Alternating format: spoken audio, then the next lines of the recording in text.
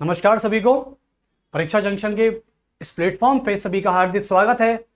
और फिर आज हम एक सोमवार के दिन, भगवान शिव का दिन है आज। और फिर देखो, सोमवार को जैसे भगवान शिव का दिन होता है, मैं तो कहता हूँ कि सप्ताह में जो भी दिन है वो सब भगवान के ही है। कहीं मंगलवार को बजरंगबली का दिन कहा जाता है, बुधवार को गणपति गणेशाय का दिन कहा जाता है। तो आज शिव का दिन है, सोमवार को दिन है। और सभी, मुझे लगता है कि सभी रिफ्रेशमेंट हो गए होंगे। संडे को छुट्टी कैसा अपना सेलिब्रेट किया सभी ने? क्योंकि वो संडे बहुत कहते हैं ना कि संडे किस्मत वालों को मिलता है। ये किताबों में ही अच्छी बातें हैं कि संडे जो है एक पब्लिक हॉलीडे है। लेकिन आपको भी पता है कि स्टूडेंट और बहुत भारी भरकम जो जॉब करने वाले होते हैं उनकी संडे की छुट्टी भी नहीं होती। तो बहुत ही किस्मत वालों को मिलता है रविवार का दिन। प्लीज इसको एंजॉय किया करें। मैं आपसे ये नहीं कह रहा कि किताबों में ही लगे रहें। इसको ऐसे एंजॉय करें कि कभी कोई मूवी देख ली, या कोई अच्छी किताब पढ़ ली, या कोई वेब सीरीज देख ली, या कोई मूवी देख ली, या थिएटर हॉल में जाके देख ली, कैसे भी आपकी इच्छा हो। यानी संडे के दिन कुछ अलग होना चाहिए। लेकिन कुछ लोग ऐसे हैं कि संडे यानी उनका हर दिन संडे होता है, जैसे कि मंडे से लेके सैटरडे तो संडे है ही है, लेकिन संडे को भी संडे है। यानी उनका पूरा वीक जो है वो मौज मस्ती में ही जा रहा है, ऐसे ही बीत रहा है। मेरा मानना यह है कि आप रविवार के दिन अपने आप को थोड़ा सा अलग रखें, भीड़ से थोड़ा सा अलग जाएं, ऐसी जगह जहां पर शांति हो, जहां पर आपको अच्छा लगे, जहां पर सुकून महसूस होता है आपको, वहां जाएं, वहां बैठे आराम से। ताकि ऐसा भी आपको लगना चाहिए कि किताबों के अलावा इस दुनिया में और भी बहुत सारी चीजें हैं जिनको आप अभी ऑब्जर्व करते ही नहीं हो। और जो चीज ऑब्जर्व करने की नहीं होती आप उन्हें ऑब्जर्व करते हो। तो मेरा मतलब आप समझ गए होंगे, जो ऑब्जर्व करने की चीज नहीं है उसको ऑब्जर्व मत कीजिए। हाँ, वो एक इंसान के तौर पर है तो आप उसे इंसान के तौर पर ऑब्जर्व कर सकते हो। लेकिन आज के टाइम में जो एक जनरेशन है वो किसी और चीज को ऑब्जर्व कर रही है, जो कि बहुत गलत भी है। लेकिन कहते हैं ना कि यही टाइम होता है सर, आप हमें मत रोकिए। यही टाइम ऐसा होता है कि हमें सब चीज का एहसास होना चाहिए। बिल्कुल भी सही बात है, मैं तो नहीं रोकूंगा। मैं कौन होता हूं रोकने वाला? हाँ, मैं ये बताने वाला हूं कि आप कुछ भी करिए। देखो, किताबों से ही सब कुछ नहीं होता। अब मैं मानता हूं कि आपके ऊपर एक प्रेशर होता है, आपके ऊपर एक वर्डन है।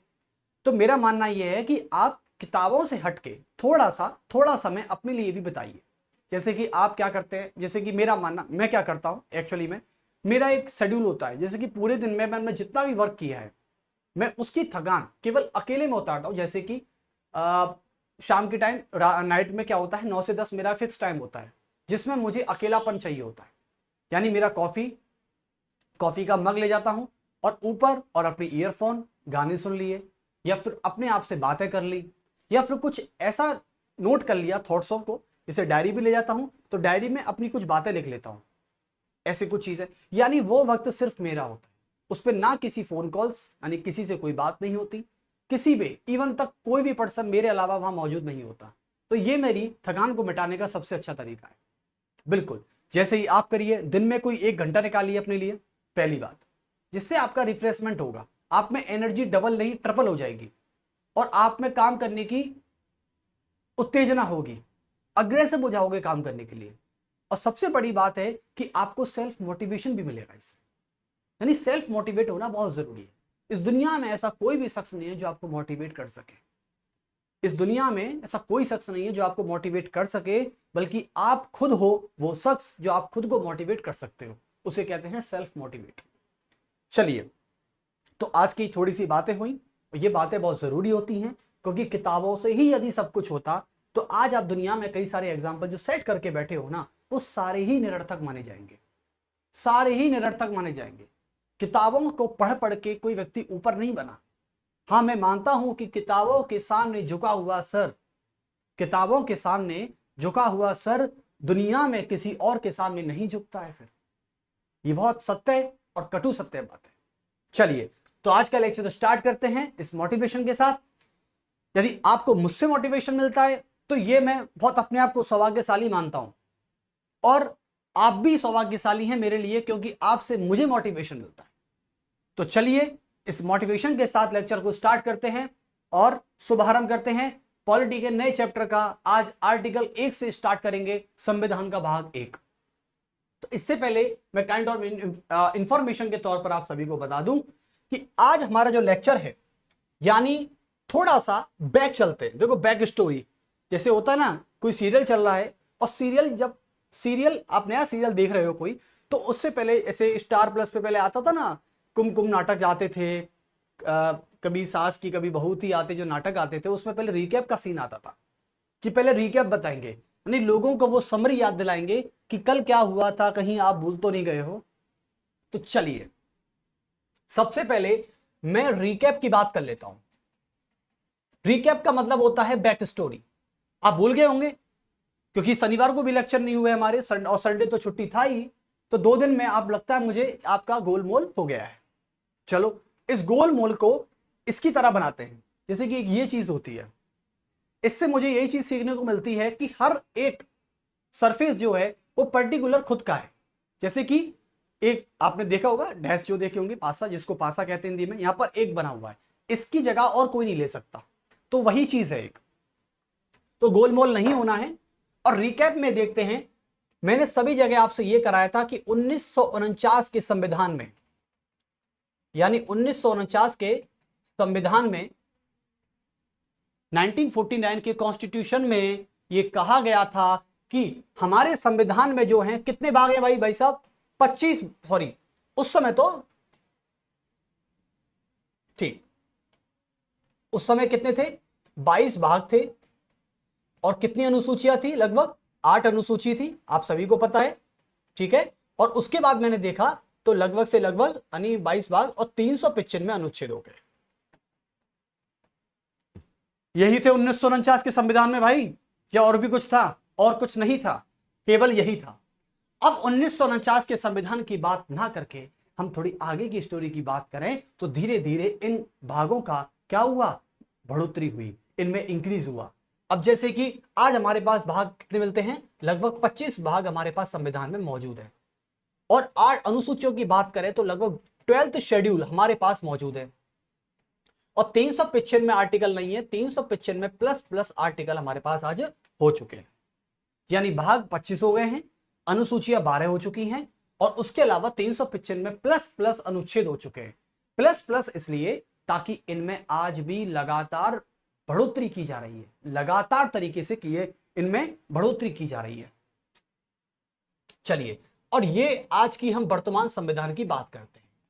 ये प्रेजेंट कॉन्स्टिट्यूशन है, ये प्रेजेंट कॉन्स्टिट्यूशन है। बहुत बढ़िया, तो यहां तक सभी सहमत हैं, आपका रिकैप हो गया। अब आप आगे का सीरियल देख सकते हो आज। तो आज का जो लेक्चर है हमारा कॉम्पिटिटिव दृष्टि से पूरा बिल्कुल कवर रहेगा। मैं आपसे इतना श्योर करके कह सकता हूं, देखो गारंटी तो किसी चीज की नहीं है। जो टीचर कहता है कि मेरे पढ़ाए हुए में से सारा पेपर आ जाएगा, तो वो गलत है। कोई भी व्यक्ति अपने आप को श्योर नहीं कह सकता, मैं भी 100% श्योर नहीं हूं, लेकिन हां मुझे आत्मविश्वास है अपने ऊपर, मुझे कॉन्फिडेंस है कि जितना मुझे टीचिंग एक्सपीरियंस हो चुका है, जितना मुझे अनुभव हो चुका है इस लाइन में, बच्चों को पढ़ाते पढ़ाते इतना अनुभव मुझे हो गया है। मैंने ऑफलाइन बैचेस भी लिए हैं अपने, पहले मैं जयपुर से पढ़ाता था, जयपुर में मैंने 4 साल बिताए हैं ऑफलाइन बैचेस में। तो करीबन मुझे इतना एहसास हो गया है कि बच्चे या उनका जब एग्जाम हॉल में बैठते हैं तो वो किस प्रेशर को झेलते हैं, कमीशन किस किस तरीके के क्वेश्चन बना सकता है। और आपके लिए मैं आज भी प्रीवियस PYQ यानी प्रीवियस ईयर क्वेश्चंस को आज भी मैं क्या करता हूं, ऑब्जर्व करता हूं। जहां भी मुझे कोई ऐसा लगता है कि ये क्वेश्चन आ सकता है, मैं तुरंत अपनी नोटबुक में डाउन कर लेता हूं, उसे नोट डाउन कर लिया, ताकि मुझे लगे कि मैं बच्चों को बताऊंगा इसे। और यही चीज होती है, टीचर का मतलब होता है हर वक्त अपडेट रहना, हर वक्त आखने यानी सोने के अलावा टीचर का जीवन केवल ऑब्जर्वेशन में ही जाता है। या तो किताबों को ऑब्जर्व कर लेता है, या इंसानों को कर लेता है, या फिर किसी थॉट को कर लेता है। और ये तीनों चीजें वो अपने लिए नहीं करता, वो आपके लिए करता है। इसलिए आप हर टीचर का सम्मान करें जो आपको पढ़ा रहे हैं। तो चलिए, आज मैं आपसे वही बात करने वाला हूं, एक नए चैप्टर की, एक नई शुरुआत करते हैं पॉलिटी के आर्टिकल 1 की, जिसकी आप बेसब्री से इंतजार कर रहे थे। लेकिन चलिए, तो आज हम 25 में से केवल एक भाग की बात करेंगे। किसकी बात करेंगे? एक भाग की बात करेंगे, यानी हमारे संविधान का पहला भाग, पार्ट 1, उसकी बात करेंगे। और अनुच्छेदों में, ये अनुसूचियां हैं, सॉरी, और अनुच्छेद आपके ये है, ये आर्टिकल है। और आज हम इसी अनुच्छेदों में से बात करेंगे, किसकी? इसी अनुच्छेदों में से बात करेंगे अनुच्छेद 1 से लेके 4 तक की। 1 से लेके 4 तक अनुच्छेद आज हम पढ़ने वाले हैं। तो याद कर लें कि आपसे आज का महायुद्ध, आज की महाभारत आज से स्टार्ट हो चुकी है। और महाभारत में कौन विजेता होता है? एसएससी कमीशन जीतता है या फिर आप जीतते हो। अब आप अपने आप को कौरव मानो या पांडव मानो, लेकिन आप यदि अच्छे से मेहनत कर रहे हो तो आप पांडव हो, क्योंकि आपने धर्म का अनुपालन किया है, आपने सही राह चुनी है। तो अनुच्छेद 1 से लेकर 4 तक आज पढ़ने वाले हैं। उसके बाद अनुसूचियों की मैं बात करता हूं तो अनुसूची एक अलग मैटर है। अनुसूचियों को लेके हम हमेशा से एक अलग चैप्टर पढ़ाएंगे, एक अलग चैप्टर होगा हमारा। इसको मैं यहां पर मिक्स नहीं कर सकता भाई साहब कि सर अनुसूची भी साथ साथ पढ़ा दो। अनुसूची में एक साथ नहीं पढ़ा सकता, इसको मैं एक अलग चैप्टर में पढ़ाऊंगा। वो चैप्टर आपको पढ़ना ही पड़ेगा, क्योंकि आने वाले एग्जाम में शेड्यूल भी आ रही हैं। वो पूछ लेता है कि राष्ट्रपति की शपथ का उल्लेख संविधान की किस अनुसूची में दिया गया है, और आपको नहीं पता तो याद रख लेना कि आपकी सबसे बड़ी बेइज्जती तो हो ही नहीं सकती है। तो चलिए, तो आज हम सबसे बड़ा फोकस रखेंगे संविधान के भाग 1 पर और अनुच्छेद 1 से लेकर 4 तक। और चैप्टर का नाम होगा, आप सभी को बता दूं, संघ एवं उसका राज्य क्षेत्र। इंग्लिश वाले सुन लें, यूनियन एंड इट्स टेरिटरी। चलिए डाल लीजिए सभी। तो ये आप समझ गए सरी, हम वर्तमान संविधान पर बात कर रहे हैं। संघ एवं उसका राज्य क्षेत्र, यह हमारा चैप्टर का नाम है। और इसको संविधान के भाग 1 में डाला गया है। संविधान के भाग 1 में डाला गया है इसको। और इसी की हम बात करते हैं, सर ये किस अनुच्छेद में आता है? अनुच्छेद 1 से लेके 4 तक आता है। ये समझना, सारी स्टोरी बताई जाएंगी, सारी कहानियां बताई जाएंगी। और आज के चैप्टर में मजा नहीं आया तो संविधान को यूं समझ लेना कि सारे आर्टिकल में फिर आपको मजा नहीं आएगा। और ये मान के मत पढ़ना कि सर आते हैं, कथा सुनाते हैं, हम चले जाते हैं, बात खत्म। आज के टाइम में कथा कोई नहीं सुनता, कहानियों से चीजें याद होंगी। कहानियां, ये वो कहानियां हैं जो मेरी मनगढ़ंत नहीं है, ये वो कहानियां हैं जो प्रमाण सहित किताबों में लिखी हुई है। चलिए, तो 1 से लेकर 4 तक हम अनुच्छेदों की बात करेंगे और इसको इंग्लिश में बोला जाएगा union and it's territory. Territory का मतलब होता है एक कोई क्षेत्र है। जैसे आपका घर जिस जमीन पे बना हुआ है वो एक क्षेत्र है, वो एक एरिया है, वो एक सरफेस एरिया हो गया आपका। तो इसका मतलब है कि राज्य क्षेत्र, राज्य की जगह में आपका घर लगा दूं तो घर क्षेत्र हो गया। आपका खेत है तो वो खेत का क्षेत्र हो गया, यानी आपका खेत भी एक राज्य क्षेत्र का ही हिस्सा है।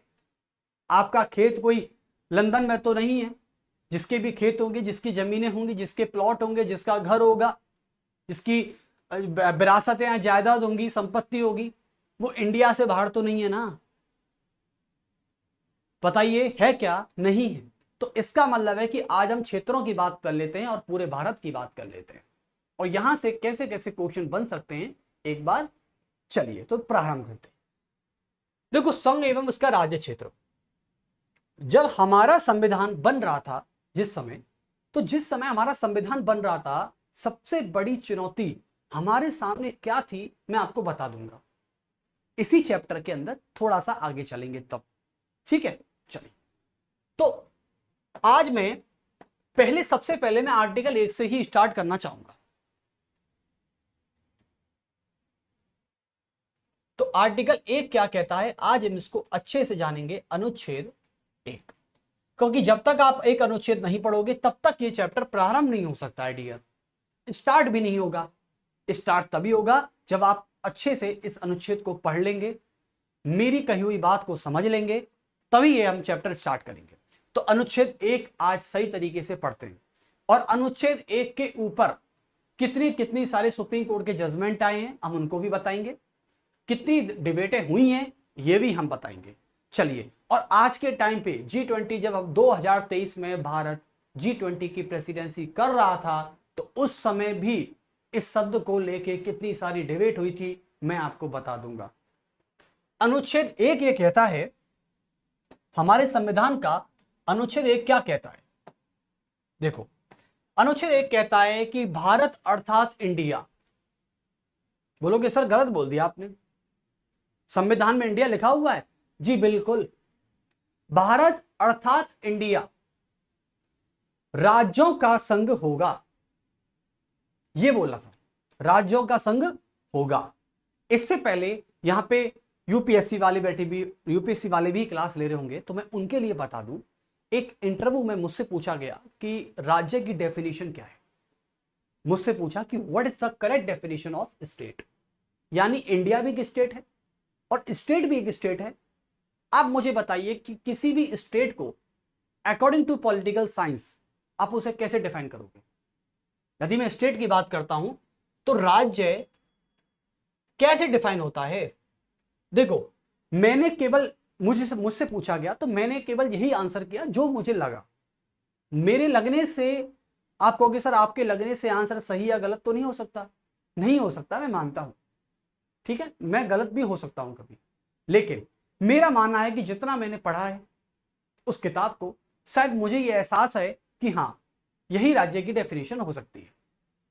हमारे कौटिल्य, अर्थशास्त्र के कौटिल्य, जिन्हें चाणक्य कहा जाता है, अर्थशास्त्री कहा जाता है, ठीक है, जिन्हें चंद्रगुप्त जी का गुरु कहा जाता है, चंद्रगुप्त का प्रधानमंत्री कहा जाता है, मैं उस चाणक्य नीति की किताब की बात कर रहा हूं। और चाणक्य नीति में कहा गया है कि राज्य का मतलब होता है, राज्य 4 इकाइयों से मिलकर बना होता है। पहला जनसंख्या से, चलो क्षेत्रफल से, पहला बना होता है क्षेत्रफल से, ओके। दूसरा बना होता है जनसंख्या से, दूसरा बना होता है जनसंख्या से, और तीसरा बना होता है किससे? क्षेत्रफल, जनसंख्या और सरकार, और एक होती है सरकार। और सरकार के बाद चौथी इकाई आती है 4 यूनिट संप्रभुता। अब ये मत पूछना, वरना से बता रहा हूं कि इस वक्त मैं शॉर्ट टेम्पर हो जाऊंगा। फिर कुछ लोग कहेंगे कमेंट में सर संप्रभुता क्या है? अरे संप्रभुता के ऊपर मैं पूरा बता चुका। हमारे संविधान में संप्रभुता पूरी तरह डिस्क्राइब नहीं है, लेकिन समझाया गया था कि भारत ना तो किसी के अधीन है, और भारत क्या है? भारत एक राज्य है। मुझे बताइए भारत राज्य कैसे हुआ? क्या भारत के पास क्षेत्रफल नहीं है क्या? 32,87,263 स्क्वायर वर्ग किलोमीटर नहीं है क्या? है। इसका मतलब भारत का क्षेत्रफल भी है। भारत में क्या जनसंख्या नहीं है क्या? आज 142.87 करोड़ जनसंख्या एग्जिस्ट करती है हमारे इंडिया में। वर्ल्ड के पहले नंबर का देश है जनसंख्या की दृष्टि से हमारा देश। सरकार की बात करें, क्या हमारे पास सरकार नहीं है? क्या नरेंद्र मोदी भारत देश के प्रधानमंत्री नहीं है? बिल्कुल है। क्या हमारे पास संप्रभुता नहीं है हमारे संविधान में? हमारे संविधान में संप्रभुता भी है। जो प्रस्तावना का पहला शब्द है वो यही कहता है। समझ गए ना कि हम अपने देश को संपूर्ण समाजवादी लोकतांत्रिक गणराज्य बनाते हैं, तो संप्रभु भी है, यानी हमारा देश किसी का गुलाम नहीं है, हमारा देश किसी के दबाव में नहीं है, हमारा देश किसी का उपनिवेश भी नहीं है। हम अपने बाहरी और आंतरिक मामलों को स्वयं हल कर सकते हैं। तो इसका मतलब हमारे पास संप्रभुता भी है। जब संप्रभुता है तो इसका मतलब जब राज्य के हिसाब से जब भारत के पास ये सब कुछ है तो क्या भारत एक स्टेट नहीं हो सकता? क्या भारत एक स्टेट है? यानी स्टेट की डेफिनेशन मुझे यहां से मिल गई कि भारत एक राज्य है, और राज्य को ही राष्ट्र राज्य भी कहा जा सकता है। अब आप इसे नेशन कह लो या राज्य कह लो। आप बोलोगे सर राज्य तो राजस्थान है, राज्य तो महाराष्ट्र है, राज्य तो तमिलनाडु है, राज्य तो केरल है, राज्य तो गोवा है, राज्य तो असम है, सिक्किम है, मणिपुर है, त्रिपुरा है, मिजोरम है। अरे राज्य नहीं है ये, राज्य हैं।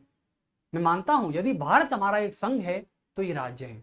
राज्य का मतलब होता है कि इनके पास ये चारों चीजें होनी चाहिए, वो राज्य है। तो भारत भी एक राज्य है। ये तो होती है भारत की डेफिनेशन या राज्य की डेफिनेशन। अब आते हैं यहां पर, मैं इस शब्द को और समझा रहा था, इस शब्द को समझ गए। चलिए अब आते हैं नेक्स्ट लेवल पे, अनुच्छेद 1 की मैं बात करता हूं। अनुच्छेद 1 क्या कहता है, जरा इसकी बात कर लेते हैं। यह कहता है कि भारत अर्थात इंडिया, भारत अर्थात इंडिया एक राज्यों का संघ होगा, एक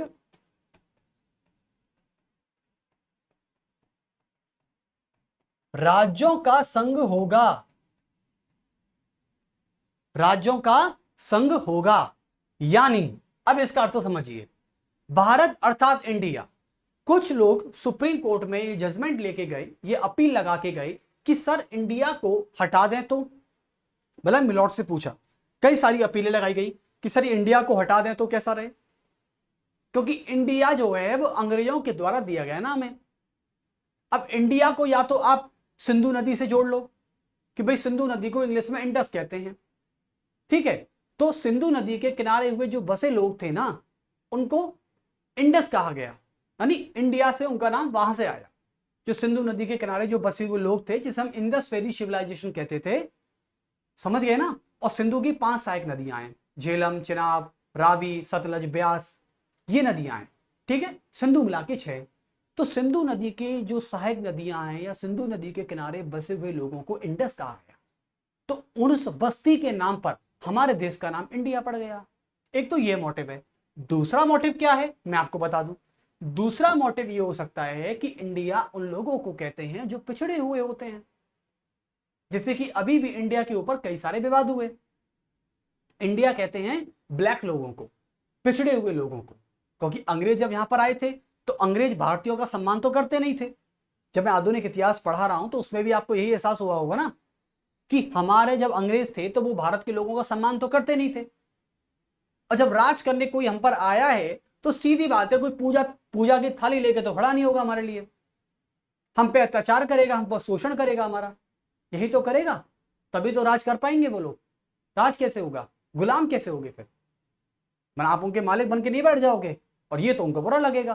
तो इसलिए वो कभी नहीं चाहते थे। तो इसका मतलब है कि इंडिया या तो पिछड़े हुए लोगों को कह सकते हैं या काले लोगों को कह सकते हैं, क्योंकि अंग्रेज हमको ब्लैक कहते थे, सीधी बात है। पहली बात तो इंडिया यानी पिछड़े हुए लोगों का एक समूह इंडिया कहा गया, ये अंग्रेजों की देन है। अब इस पे ही सुप्रीम कोर्ट ने बोला जी नहीं, हम इंडिया को सिंधु घाटी सभ्यता, सिंधु नदी के किनारे बसे हुए लोगों को भी तो कह सकते हैं।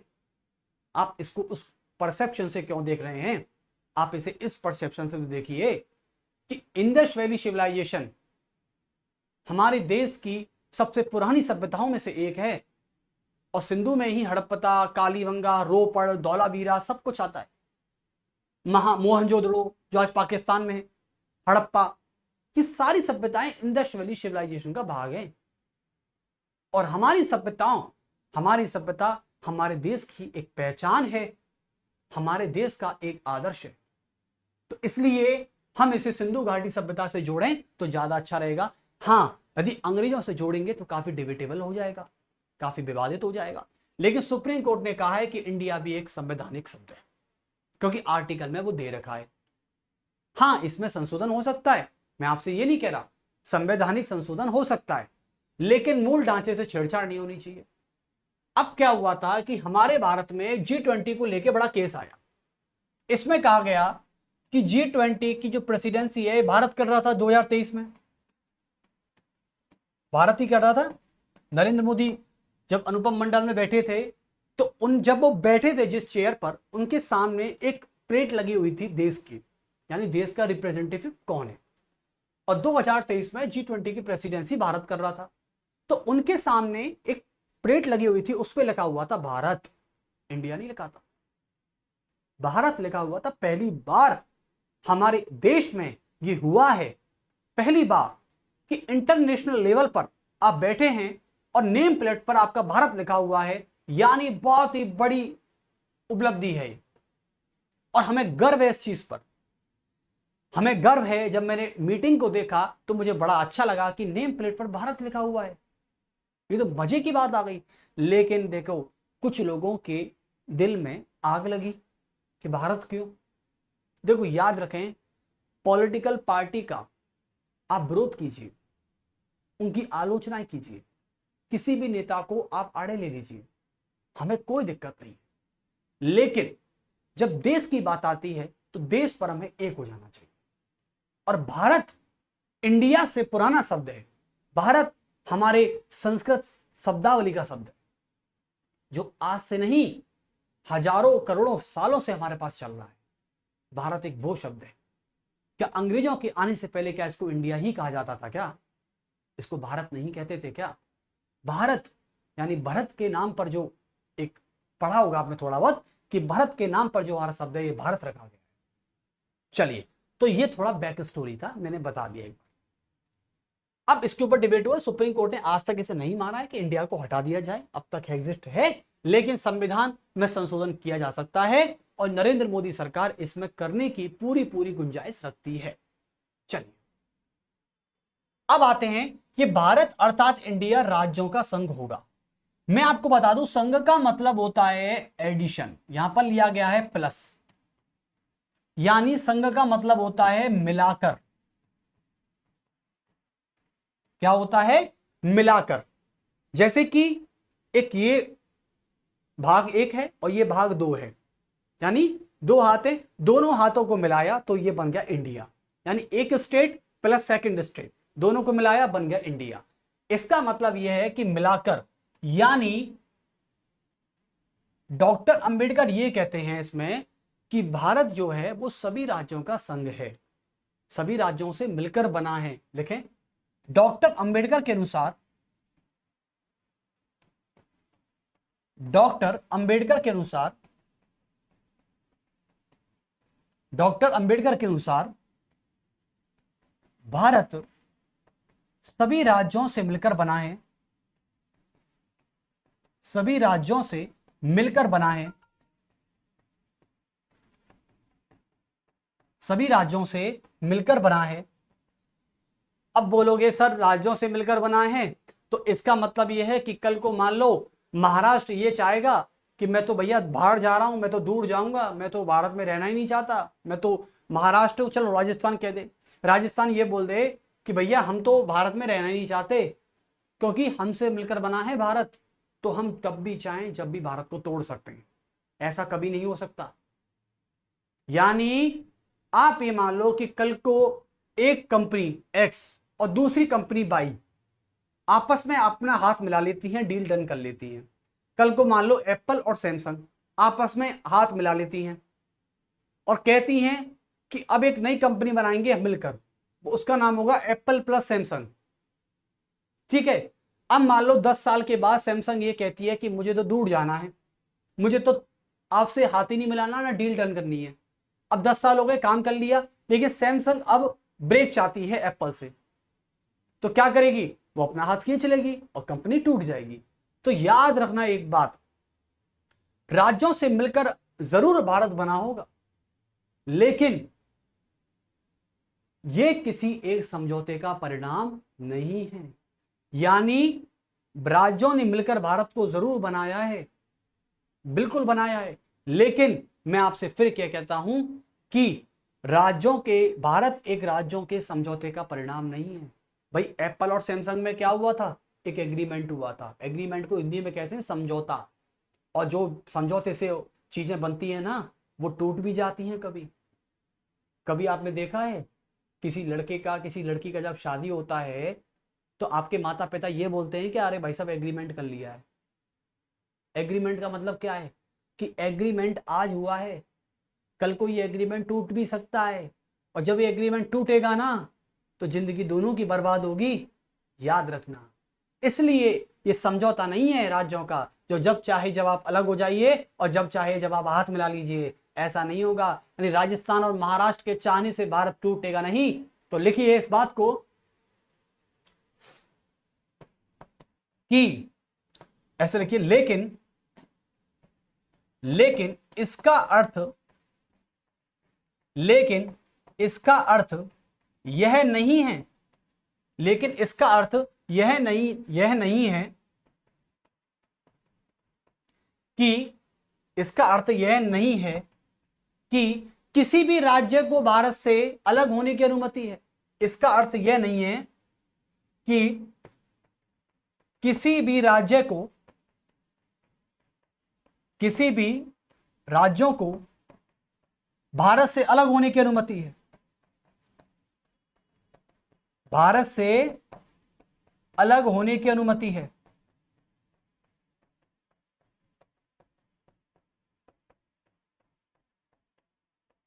क्योंकि भारत एक राज्यों के समझौते का परिणाम नहीं है। क्योंकि भारत राज्यों के समझौते का परिणाम नहीं है। राज्यों के समझौते का परिणाम नहीं है।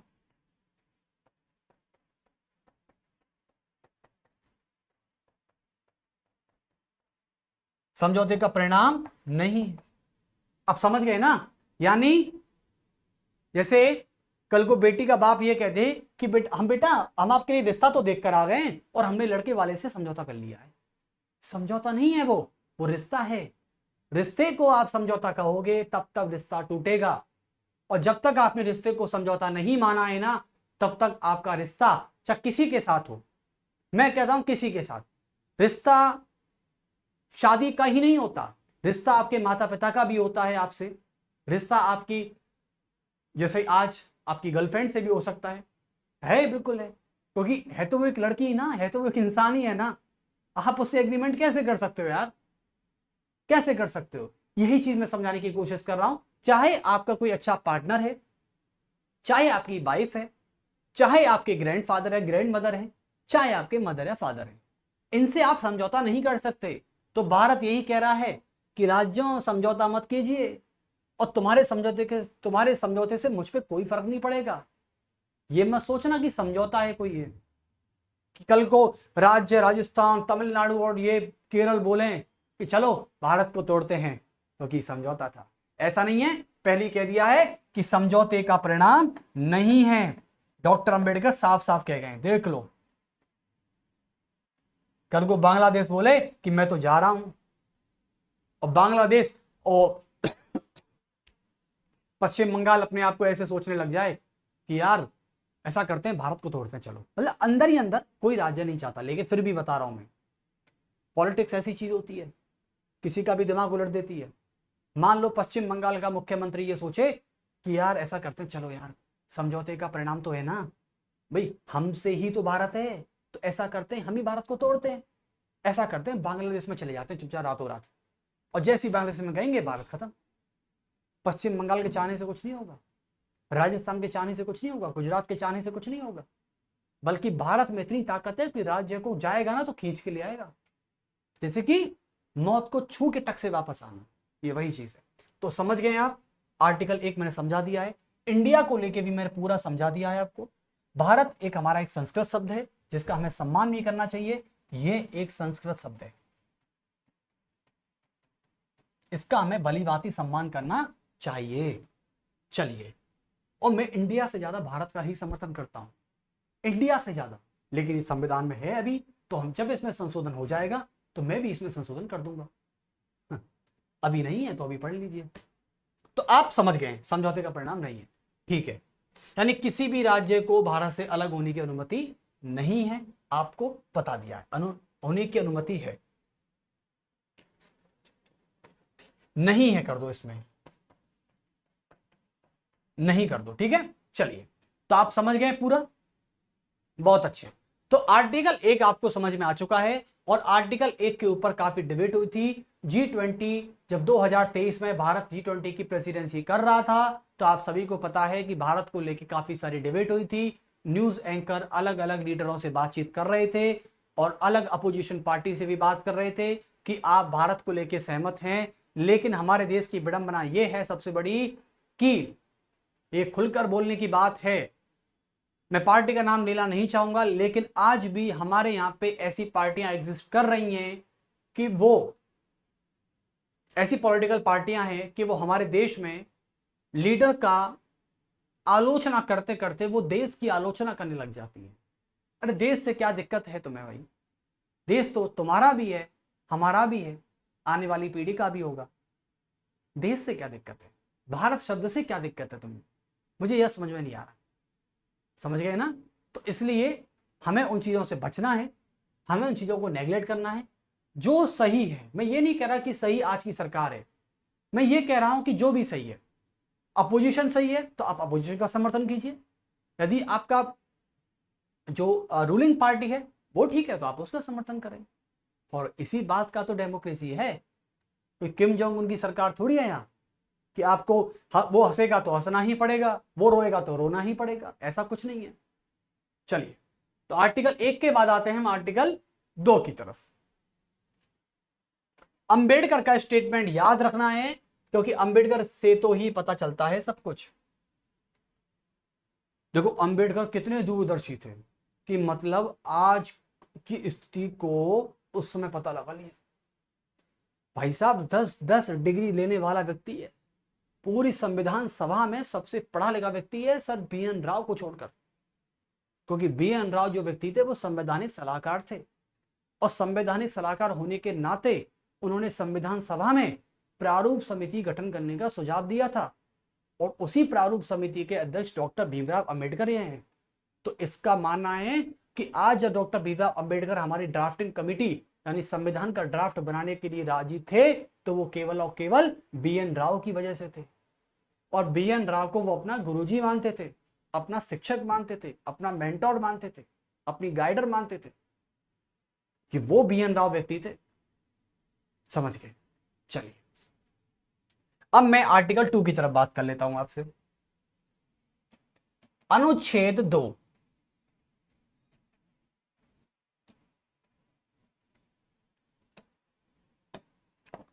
देखिए अनुच्छेद 2 क्या कहता है, एक बार देख लेते हैं। तो लिखें, पहले लिख लेते हैं फिर समझेंगे। देखें, संसद को यह पावर है, यानी संसद को यह शक्ति है, संसद को यह शक्ति है कि, संसद को यह पावर है या संसद को यह शक्ति है कि वह नए राज्यों का प्रवेश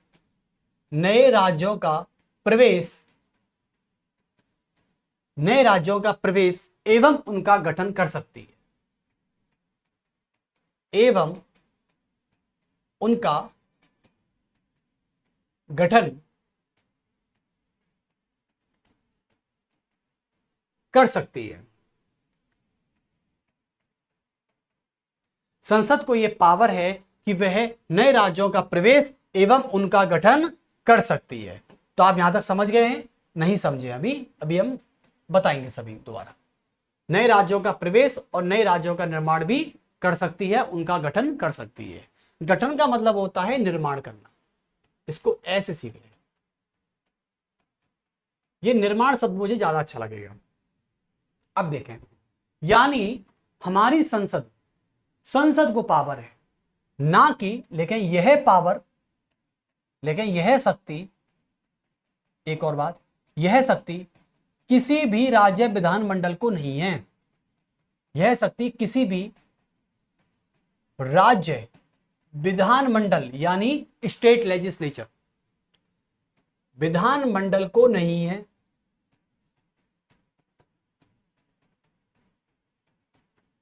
जैसे कि राज्य विधानमंडल में क्या होता है, राज्य विधानमंडल में 2 सदन काम करते हैं, एक तो होती है विधानसभा, ओके, और एक होती है विधान परिषद।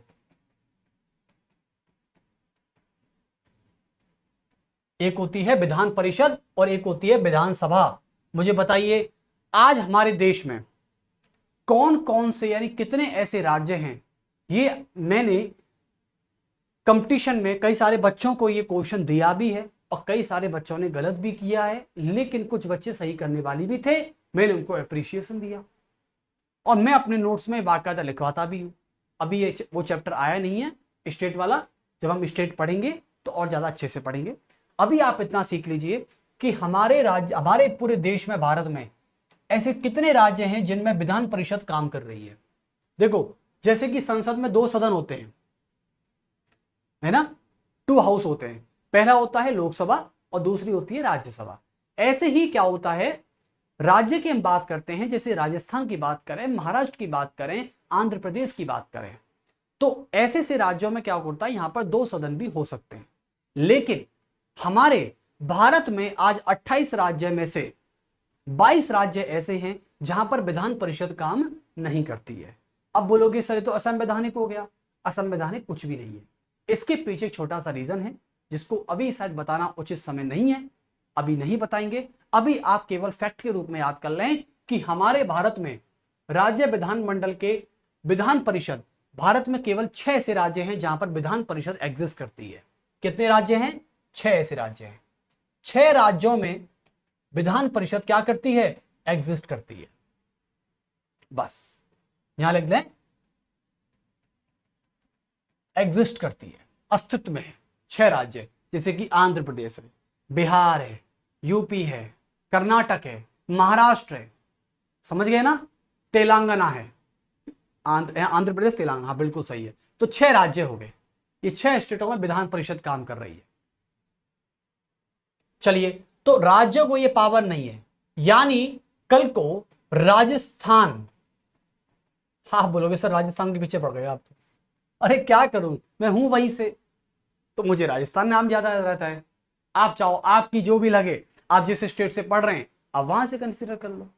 राज्य तो सेम ही है ना। नहीं सर सेम नहीं है, भाषा अलग है सर, जाति अलग है, धर्म अलग है सर, आप कैसे सेम कह सकते हो? अरे भाई, जाति धर्म और भाषा के आधार पर नहीं करना हमको ऐसे भेदभाव, हमें राज्य की पावर्स के बारे में बात करनी है। और जैसे आप भेदभाव कहते हो ना, जो आप नहीं तो आपके अलावा जो भी इसे भेदभाव बोलते हैं ना, आप उनसे बोलिए कि भेदभाव नहीं है, ये हमारी भारत की खूबसूरती है जिसको हम डायवर्सिटी के नाम से जानते हैं। चलिए, तो राजस्थान है। अब राजस्थान सोचे यार, ऐसा करते हैं 2 भागों में टूट जाते हैं। राजस्थान की राज्य विधानमंडल, राजस्थान की विधानसभा ने यह बिल पारित कर दिया कि ऐसा करते हैं, आज हम राजस्थान को 2 भागों में बांट देते हैं। जो पश्चिमी भाग है जहां पर रेगिस्तान है, आप सभी को पता है राजस्थान में भारत का एकमात्र रेगिस्तान कहां पर है? पश्चिमी राजस्थान, यानी राजस्थान के पश्चिम की तरफ, जहां से पाकिस्तान का बॉर्डर लगता है। इसे थार का मरुस्थल भी कहते हैं, थार डेजर्ट। पश्चिमी राजस्थान को, यानी थार डेजर्ट वाले हिस्से को तो कह देंगे मरु प्रदेश, मरु प्रदेश कह दिया जाएगा। और पूर्वी राजस्थान को, जिसका बॉर्डर यूपी से लगता है और एमपी से लगता है, उसको कह देंगे राजस्थान, यानी पूर्वी राजस्थान को राजस्थान बोल देंगे।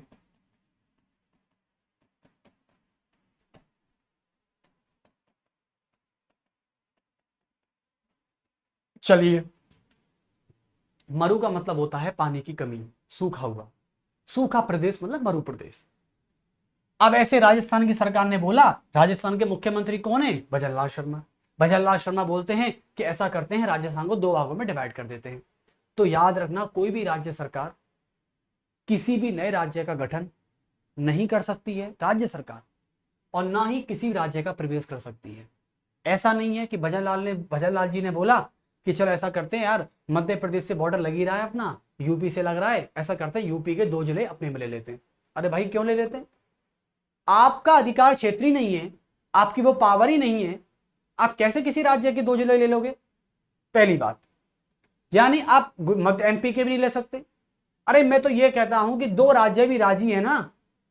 भैया यूपी के मुख्यमंत्री योगी आदित्यनाथ जी ने बोल दिया कि ठीक है आगरा तुम ले लो, कोई दिक्कत नहीं है। राजस्थान ने बोला ठीक है ले लें, अच्छी बात है, यानी 2 राज्यों के बीच में सांठगांठ हो गई। ऐसा नहीं है, जब तक संसद नहीं चाहेगी तब तक किसी भी राज्य को किसी भी राज्य में मिलाया नहीं जाएगा। पहली बात, किसी भी एक स्टेट से दूसरा स्टेट नहीं बनाया जाएगा तब तक संसद नहीं चाहेगी, यानी ये पावर इसके पास नहीं है। ये पावर किसके पास है? केवल और केवल पार्लियामेंट के पास है, और बाकी के पास नहीं हो सकती। बस इतनी बात समझ लो मेरी आप।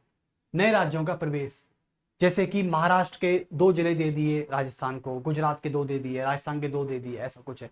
या राजस्थान, या फिर पीओके बना दिया, कुछ यूटी बना दिया पीओके, तो ऐसी कुछ बात है। अच्छा, मैं एक बात बताना भूल गया था आपको, एक बात इसमें आप लिख लीजिए, मैं बताना भूल गया। ये जो राज्यों के संघ की बात कर रहा है ना, इसमें एक शब्द लिख लेना, क्योंकि ये पेपर में बार बार पूछा जाता है। इसमें नोट लगा के लिख लेना सभी डियर, मुझे अभी याद आया, नोट लगा के लिख लें कि संघ शब्द का इस्तेमाल, संघ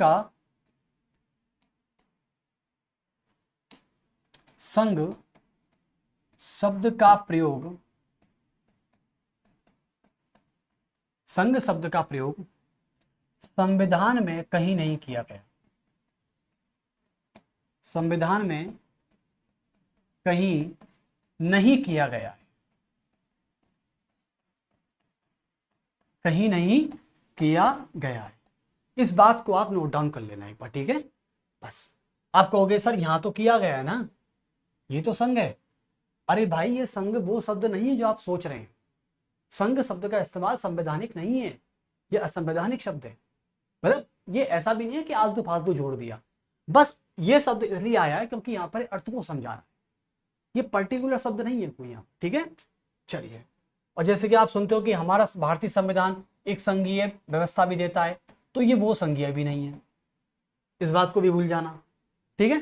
चलिए, यानी पेपर में आपके ये आए कि संघ शब्द का इस्तेमाल क्या संविधान में किया गया है, या संविधान में इनमें से कौन सा शब्द शामिल नहीं है।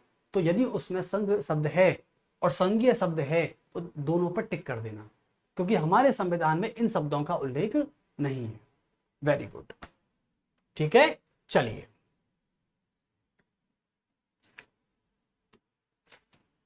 अब आगे की बात करते हैं। तो संसद को पावर मिल गई, जैसे पीओके को बना दो, ठीक है।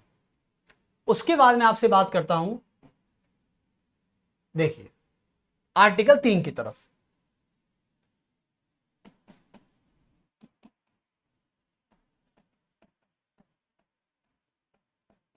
अनुच्छेद 3,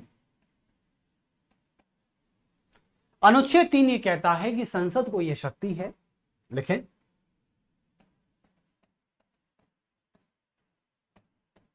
संसद को यह पावर है,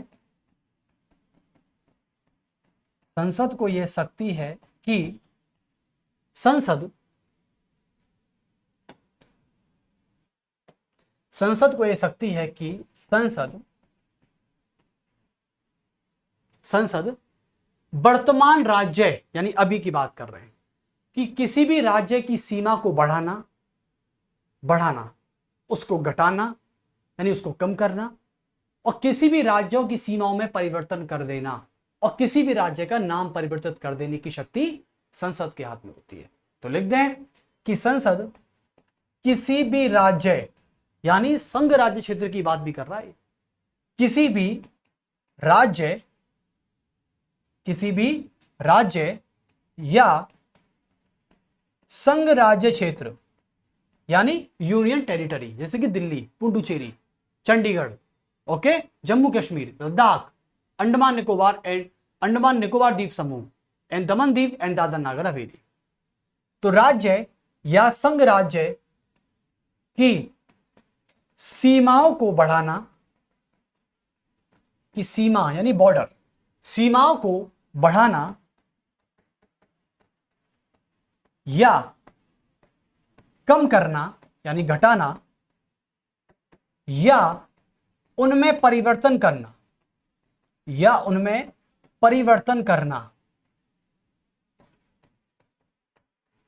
तथा वर्तमान राज्यों के नामों में परिवर्तन, तथा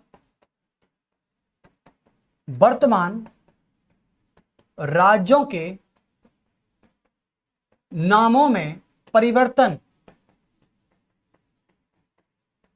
करना, परिवर्तन करने की शक्ति है, परिवर्तन करने की शक्ति है और पावर है। जैसे कि मान लो क्या होता है, वो कल ये कह दें कि साहब अरुणाचल प्रदेश की सीमा को थोड़ा बढ़ाइए, यानी अरुणाचल प्रदेश की सीमा को बढ़ाकर कहां ले जाएंगे। अच्छा, अरुणाचल प्रदेश का जो सबसे पूर्वी बिंदु है हमारा वो है किबिथु, क्या है, कीवीथु, भारत का पूर्वी बिंदु कहते हैं इसको अरुणाचल प्रदेश में। जैसे नामचा बरवा है, तो अरुणाचल प्रदेश में जो नॉर्थ की तरफ नामचा बरवा है ना, ज्योग्राफी पढ़ोगे आप जब बताएंगे, द ज्योग्राफी जब आप कहीं से भी पढ़ोगे तब आपको पता चल जाएगा कि नामचा बरवा है जो अरुणाचल प्रदेश के पूर्वी बिंदु पर एक उत्तरी बिंदु पर नामचा बरवा है, जो कि नॉर्थ ईस्ट की तरफ आता है सबसे। तो नामचा बरवा जो चोटी है, वहां से मैं भारत की सीमा को थोड़ा और बढ़ा दूं तिब्बत की तरफ, और तिब्बत में भी चाइना का क्षेत्र है, जिसे आप चाइना स्वायत्त क्षेत्र बोलते हो, तो तिब्बत पर भी चीन का हक है। तो संसद की पावर है कि वो अभी भी किसी भी राज्य को या किसी भी यूटी की सीमाओं को बढ़ा सकती है। जैसे कि कल के राजस्थान के पश्चिमी भाग को पाकिस्तान की तरफ थोड़ा बढ़ा देंगे, या अरुणाचल प्रदेश की सीमा को थोड़ा और बढ़ा दिया जाए, या गुजरात को कच्छ की खाड़ी से थोड़ा और बढ़ा दें। तो सीमा को बढ़ाना, सीमा को घटाना, या उसमें कोई भी परिवर्तन करना, या किसी भी राज्य का नाम परिवर्तन करने की शक्ति किसमें होती है। अब कल बोलोगे सर मैं तो अभी मध्य प्रदेश से हूं, तो क्या मध्य प्रदेश का नाम परिवर्तन कर सकती है संसद? बिल्कुल कर सकती है भाई, एमपी वालों बिल्कुल कर सकती है, यूपी वालों के लिए भी कर सकती है। हर राज्य उसके लिए समान है। और संसद में भी कौन बैठे हैं? नरेंद्र मोदी जी बैठे हैं, उनकी सरकार बैठी है। तो कोई भी सरकार हो, बात नरेंद्र मोदी जी की नहीं है, बात सरकार की हो रही है। सरकार कोई भी हो, संसद को ये पावर है ना, बस तो बात खत्म। यानी कोई भी स्टेट चाहेगा कि भाई मैं अपना नाम परिवर्तन कर दूं या मैं अपनी सीमा बदल दूं, तो उसके चाहने या ना चाहने से कुछ नहीं होता। चाहते तो हम क्या क्या हैं, लेकिन मिलता क्या क्या है ये आपको भी पता है, ठीक है। चाह हमने किसी और को, मिला कोई और। ये वही कहावत है कि चाह हमने किसी और को और मिला कोई और। अब बेचारे धरे की धरे रह गए, गोलू बन के बैठ गए। गोलू मोलू है ना, गोलू गोलू होते हैं वो वाले बन के बैठ गए एकदम। तो आज का हकीकत यही है कि हम चाहते किसी और को हैं और मिलता कोई और है। यही बात हम स्टेट के ऊपर भी कह देते हैं कि चाहने को तो मुख्यमंत्री क्या क्या चाह सकता है, लेकिन होगा वही जो संसद चाहती है आर्टिकल 2 और 3 के अंदर। सबसे बड़ी बात तो इसका मतलब है कि राज्यों के चाहने से और यूटी के चाहने से कुछ नहीं होगा। जब तक संसद नहीं चाहेगी तब तक कुछ नहीं होगा। संसद जिस दिन चाहेगी उस दिन सब कुछ हो जाएगा, सब कुछ हो जाएगा। जैसे कि अभी क्या हुआ था, वर्तमान राज्यों के नामों में परिवर्तन। अभी एक केस आया, मैं केस बताना चाहूंगा। अभी एक केस आया, सभी केस सुन लेना एक बार, और हकीकत का केस है सारे। एक केस आया पश्चिम बंगाल को लेकर, पश्चिम बंगाल, जहां पर अभी बहुत बड़ा एक दरिंदगी हुई थी। जिन दरिंदों ने एक लड़की का बलात्कार किया, जो कि बहुत शर्मनाक घटना है। एक महिला, एक लड़की का, जो कि जूनियर डॉक्टर थी, आरजी कर मेडिकल कॉलेज एंड हॉस्पिटल में, कलकत्ता में, यहाँ की कैपिटल है पश्चिम बंगाल की। वहाँ दरिंदों ने, उन जानवरों ने उस लड़की के साथ जो किया, सच में उन जानवरों को अभी इन्वेस्टिगेशन चल रही है। मेरा मानना है कि उनको ऐसी सजा मिले कि हर कोई भी व्यक्ति बलात्कार करने की सोचे ना तो उसकी रूह कांप जाए। वो जानवर हैं, वो दरिंदे हैं, मैं उनको इंसान ही नहीं मानता। जो ये बलात्कार करके बैठ गए हैं पश्चिम बंगाल में, मैं उनको इंसान नहीं मानता। मैं उनको जानवर से भी बदतर मानता हूं। उनकी शायद जिंदगी जानवर से बदतर होगी है। और आप बिल्कुल सहमत, बस थोड़ा वेट करिए, उनको बहुत बड़ा जुर्म मिलेगा। मैं बता रहा हूं, एक दिन खबर ये आएगी कि फांसी की तख्ते पर चढ़ गए वो लोग, और चढ़ने चाहिए। मैं तो कह रहा हूं फांसी होनी चाहिए उनको। ऐसे लोगों को जिंदा रहना, पृथ्वी पे बोझ बढ़ाना है भाई साहब, बोझ नहीं बढ़ाना पृथ्वी पे। वैसी पॉपुलेशन बहुत है, इन दरिंदों को खाली करो ना यहां से। लेकिन पश्चिम बंगाल का केस आया। पश्चिम बंगाल की मुख्यमंत्री, chief minister of the west Bengal, Mamata Banerjee बोलती हैं, उन्होंने अपनी विधानसभा से बिल पास किया। अब पश्चिम बंगाल की विधानसभा से तो वो बिल पास कर सकती है। बिल पारित किया। उस बिल में लिखा हुआ था कि आज से हमारे राज्य का नाम होगा बांग्ला। बात बहुत बढ़िया। और पश्चिम बंगाल का बॉर्डर लगता है बांग्लादेश से, सबसे लंबा बॉर्डर लगता है बांग्लादेश से पश्चिम बंगाल का। तो यहां का नाम रख दिया बांग्ला, क्योंकि हमारे यहां पे तो बंगाली बोली जाती है। और भाषा के आधार पर हमने ममता बनर्जी का कहना था कि यहाँ के लोग बंगाली बोलते हैं, इसलिए भाषा के आधार पर हमारे राज्य का नाम बांग्ला होना चाहिए। ओके, बिल पारित कर दिया, बहुमत से पारित हो गया। लेकिन कहते हैं ना कि राज्यों के चाहने से कुछ नहीं होता। अब ये बांग्ला नाम का जो बिल था, इसको लागू नहीं किया, ये लागू हो भी नहीं सकता, ममता बनर्जी जानती है इसको इस बिल को भेजा गया संसद के पास, और संसद के गृह मंत्रालय यानी होम मिनिस्ट्री जो है, होम मिनिस्ट्री के होम मिनिस्टर हमारे वर्तमान गृह मंत्री जी अमित शाह जी ये बोलते हैं कि नहीं, ऐसा नहीं हो सकता। पहली बात तो यानी पश्चिम बंगाल ने गलत नहीं किया, पश्चिम बंगाल ने अपना काम किया। विधानसभा से बिल पारित करने के बाद संसद को अनुमति के लिए भेजा कि संसद आप अनुमति दे दो हमको, हम कुछ नहीं कहेंगे, बस आप अनुमति दे दो तो आज ही से हम पश्चिम बंगाल का नाम बांग्ला रख देंगे। गृह मंत्री अमित शाह का तुरंत रिप्लाई आया और अमित शाह ने बोला कि जी नहीं, क्योंकि आपने जिस तरह जो नाम रखा है ना बांग्ला, ये आपके पड़ोसी राष्ट्र से मिलता जुलता है। यानी आपके पड़ोसी राष्ट्र कौन सा है? बांग्लादेश, और बांग्लादेश से मिलता जुलता ये शब्द है। कल को कोई इंटरनेशनल इशू हो जाएगा ना, तो फिर जिम्मेदार भारत की सरकार मानी जाएगी। इसलिए हमारी सरकार आपसे मेरी यही, अमित शाह जी ने बोला कि हमारी आपसे यही दरखास्त है कि आप इस बांग्ला नाम को आधिकारिक रूप से लागू नहीं कर सकते, हम इसको खारिज करते हैं। यानी पश्चिम बंगाल की सरकार भी अपने राज्य का नाम बांग्ला नहीं कर पाई। ठीक है, चलिए, बहुत अच्छी बात। अब इसको हटा देते हैं एक बार। तो ये केस तो आपके सामने मिल गया कि संसद को ये पावर है। अब आते हैं कि क्या ऐसा संसद कर चुकी है कभी? ऐसा क्या संसद ने कभी नाम चेंज किए हैं किसी राज्यों के? बताइए। जैसे कि पहली बात करते हैं, एक राज्य पुडुचेरी की बात कर लेते हैं। चलो, पुडुचेरी, पहले पांडिचेरी था इसका नाम पुडुचेरी हो गया। फिर तो आपको सभी को पता है कि पांडिचेरी का नाम कब बदला था? 2006 में, और 2006 में इसका नाम क्या कर दिया गया? पुडुचेरी। इसे पुदुचेरी कहते हैं, शुद्ध कहते हैं पुदुचेरी। तो पुदुचेरी इसका नाम कर दिया गया। यानी पांडिचेरी से अब पांडिचेरी क्या बैठा है? पांडिचेरी यूटी बैठा है। क्या है? ये एक यूटी है। तो मैंने आपको बताया था, चाहे वो क्या हो, यूटी हो, और चाहे वो स्टेट हो, कोई भी हो, तो इसका मतलब ये हुआ कि वो यूटी है, यूटी हो चाहे राज्य हो। पांडिचेरी का नाम बदल के इन्होंने कर दिया पुदुचेरी। और कोई एग्जांपल है आपके सामने? और भी है, देखिए। 2006 में सरकार किसकी थी? मनमोहन सिंह हमारे प्रधानमंत्री थे। उसके बाद किया करते हैं उड़ीसा का नाम। उड़ीसा का नाम इन्होंने क्या कर दिया? 2011 में, यहां भी मनमोहन सिंह की सरकार थी, तो 2011 में इसका नाम कर दिया ओडिशा। क्या कर दिया? ओडिशा। यानी ऊ को ओ बना दिया। तो 2011 में अब आपसे पूछे कि पांडिचेरी का जो नाम परिवर्तन हुआ, उड़ीसा का जो नाम परिवर्तन हुआ, ये किस आर्टिकल के माध्यम से किए गए? तो आपको पता होना चाहिए कि आर्टिकल 3 का प्रयोग किया गया है। कितने का? 3 का प्रयोग किया गया। तो पांडिचेरी और उड़ीसा। और कोई स्टेट है जहां पे आपको लगता है? और भी हो सकते हैं, जैसे कि पहले महाराष्ट्र को बंबई कहते थे, उसका नाम महाराष्ट्र हो गया। ठीक है, और क्या हो सकते हैं? यही है कुछ ऐसे। ठीक है, तो इनका नाम परिवर्तन कर दिया गया। चलिए, तो आगे चलते हैं। ये एग्जाम्पल बताए थे, ये बाद में भी आ जाएंगे। तो एक एग्जाम्पल था, समझाना था मुझे, मैंने समझा दिया। एक तो ये केस समझा दिया, और एक ये वाला केस जो सक्सेसफुल केस था और जो फेलियर केस था।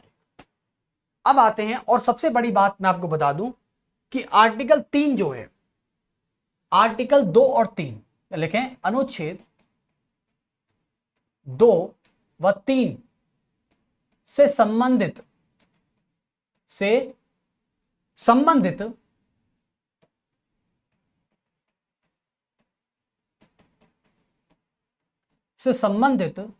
किसी भी विधेयक को पेश करने के लिए, यानी संसद को अनुच्छेद 2 और 3 से संबंधित, यहां लिखते हैं संसद